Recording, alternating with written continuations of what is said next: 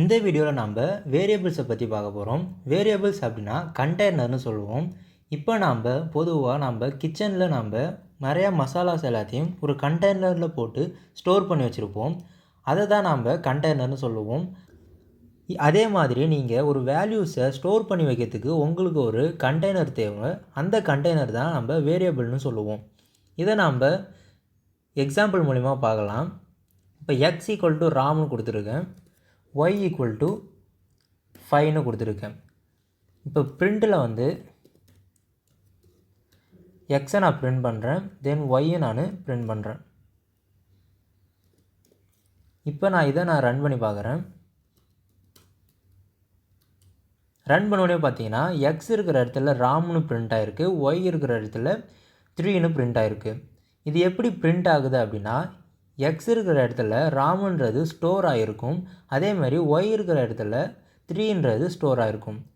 இந்த வேரியபிள் கான்செப்டில் கேஸ்டிங்னு ஒன்று இருக்குது. இப்போ x = ராம்னு கொடுத்துருக்கோம், y = 3ன்னு கொடுத்துருக்கோம்.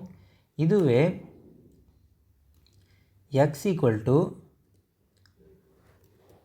float of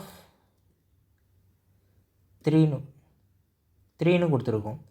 இதை நான் ரன் பண்ணுறேன்.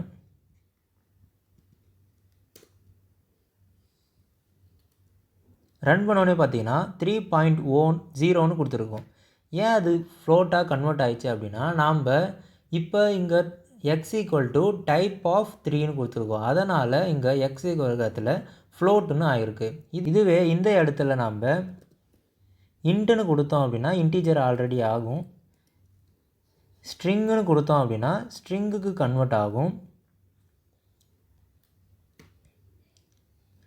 இதுவே நீங்கள் ஸ்ட்ரிங்குன்னு கொடுத்தீங்கன்னா ஸ்ட்ரிங்குக்கு கன்வெர்ட் ஆகும், ஃப்ளோட்டுன்னு கொடுத்தா ஃப்ளோட்டாக கன்வெர்ட் ஆகும், இன்டீஜர்னு கொடுத்தா இன்டீஜராகவே ஆல்ரெடி கன்வெர்ட் ஆகிரும்.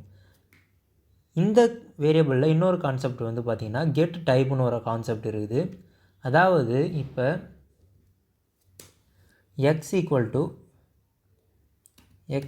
2045, தென் y =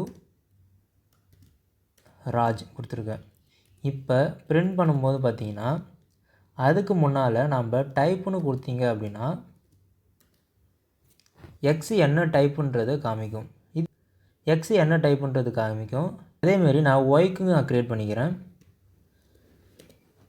இப்போ நான் ரன் பண்ணும்போது பார்த்தீங்கன்னா எனக்கு ஒரு கிளியர் பண்ணிக்கிறேன்.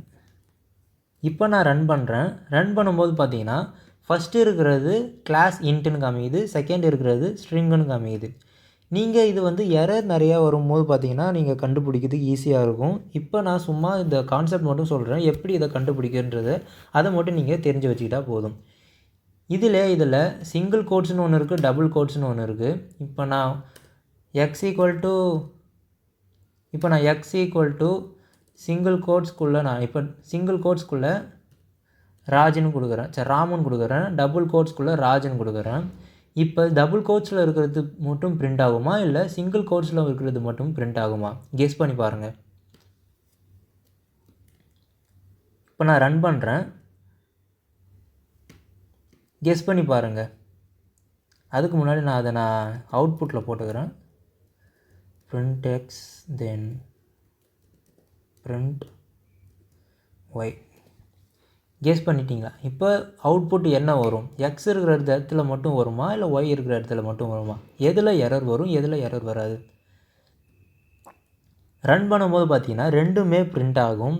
இந்த பைத்தான் லாங்குவேஜை பொறுத்த வரைக்கும் எந்த கோட்ஸ் வேணால் நம்ம யூஸ் பண்ணிக்கலாம். சிங்கிள் கோட்ஸ் யூஸ் பண்ணாலும் டபுள் கோட்ஸ் யூஸ் பண்ணாலும் அது ஸ்ட்ரிங்காக தான் கன்வெர்ட் பண்ணும். ஒன் வேரியபிள் ஒரே வேல்யூஸை மல்டி வேரியபிள்ஸில் நம்ம ஸ்டோர் பண்ணி வைக்கலாம். இப்போ நான் இது எல்லாத்தையும் கிளியர் பண்ணிக்கிறேன். இப்போ நான் a = ஆப்பிள்னு நான் போட்டிருக்கேன்.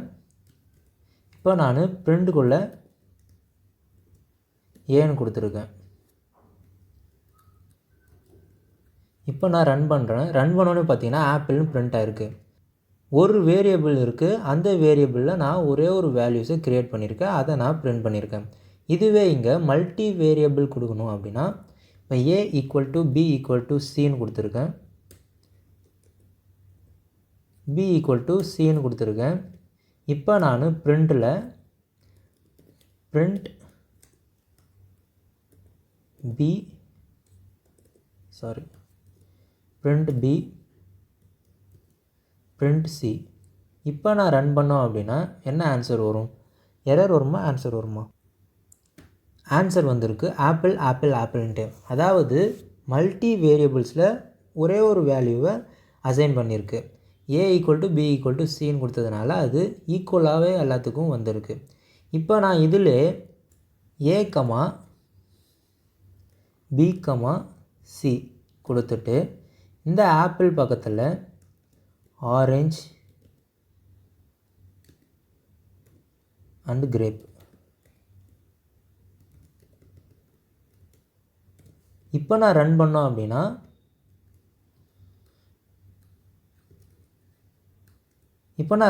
பார்த்தீங்கன்னா ஆப்பிள் ஆரஞ்சு கிரேப்புன்னு தனித்தனியாக பிரிண்ட் ஆகிருக்கு. அதுக்கும் இதுக்கும் என்ன டிஃப்ரென்ஸ் அப்படின்னு பார்த்தீங்கன்னா, அங்கே நாம் போன ப்ரோக்ராமில் பார்த்தீங்கன்னா a equal to b equal to சின்னு கொடுத்ததுனால ஆப்பிள் மட்டும் ஸ்டோர் ஆச்சு. ஏக்கும் b c மூணுமே ஆப்பிளோட ஒரு வேல்யூஸ் மட்டுமே ஸ்டோர் ஆச்சு. அதாவது இந்த இதில் பார்த்தீங்கன்னா ஏ வந்து ஆப்பிளில் ஸ்டோர் ஆகிருக்கு, ஆப்பிள் வந்து ஏல ஸ்டோர் ஆகிருக்கு, ஆரஞ்சு வந்து பியில் ஸ்டோர் ஆகிருக்கு, கிரேப் வந்து சியில் ஸ்டோர் ஆகிருக்கு. இதை நான் தனித்தனியாக ரன் பண்ணும்போது பார்த்தீங்கன்னா இது வந்து லிஸ்ட் ஆர்டர் மாதிரியே தனியாகவே வருது. ஆனால் இது லிஸ்ட்டு கிடையாது. லிஸ்ட்டுன்றது நம்ம அப்கமிங் வீடியோஸில் பார்ப்போம். இது வந்து லிஸ்ட்டு கிடையாது. இதுவே இதில் மேத்தமெட்டிக்கல் ஆர்டர்னு ஒன்று இருக்குது. இப்போ வந்து a equal to 9 b equal to 7 பிரிண்ட்டுக்குள்ளே a ப்ளஸ் பின்னு கொடுத்துருக்கேன். இப்போ இதை ரன் பண்ணும்போது 16 வருது. 9 + 7 16 வந்திருக்கு. ஆட் ஆகி ஸ்டோர் இருக்குது. 9ல் இருக்கிற a வேல்யூவும் பியில் இருக்கிற 7 வேல்யூவும் ரெண்டுமே ஸ்டோர் ஆகி ப்ளஸ் பண்ணி இங்கே காமிச்சிருக்கு. இப்போ நான் இதுவே இந்த இடத்துல ஒரு ஸ்ட்ரிங்கு கொடுக்குறேன். இப்போ ஆன்சர் வருமா வராதா?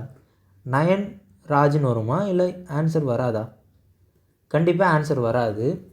இப்போ இதுவே நான் இந்த 9 இருக்கிற இடத்துல நான் ராம்னு ஒரு ஸ்ட்ரிங்கு மறுபடியும் ஸ்ட்ரிங்கே கொடுக்குறேன்.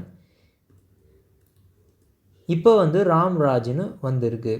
ஏன் அப்படின்னா பைத்தானை பொறுத்த வரைக்கும் பார்த்தீங்கன்னா மேத்தமெட்டிக்கலில் பார்த்தீங்கன்னா ஒரு ஒரு ஸ்ட்ரிங்கையும் ஆட் பண்ணலாம், ஒரு வேல்யூஸையும் ஆட் பண்ணலாம். அதே மாதிரி ஒரு ஸ்ட்ரிங்கும் வேல்யூவும் ஆட் பண்ணவே முடியாது. இதை தான் நம்ம பைத்தானில் வேரியபிள்ஸில் ஸ்டோர் பண்ணி வைக்கிறதுன்னு சொல்லுவோம். அப்கமிங் வீடியோஸில் பைத்தான் பற்றி ஃபுல் வீடியோ பார்க்கலாம். அப்கமிங் வீடியோஸ் எல்லாத்தையும் பாருங்கள். மறக்காமல் நம்ம சேனலை சப்ஸ்கிரைப் பண்ணி வைங்க.